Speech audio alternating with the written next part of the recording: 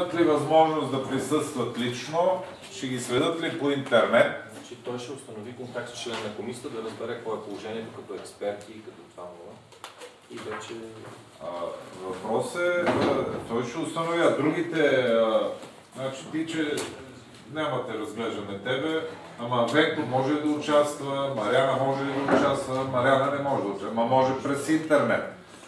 Следващия въпрос е в съответните райони, от които са, нали, Светло е в Изгрев, да се иде в района, да се види приемни на кмета. Райони си ги знаете, поне двама.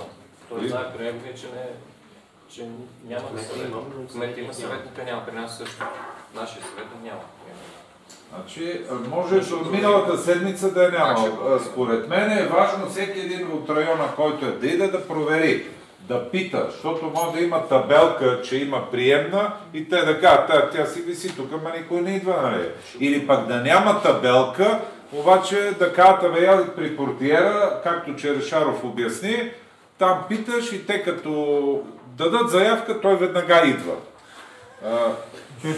Не е толкова смешно, значи, защото да дадеш приемне е загуба на време от една страна, от друга страна той го направи удобно за него, но това означава, че човек, ако има проблем, трябва веднъж да намери общината, да иде там да излезе от работа, ако е на работа, да установи, че трябва да се запише и да излезе втори път, за да си направи среща с Черешаров, което така не е максимално.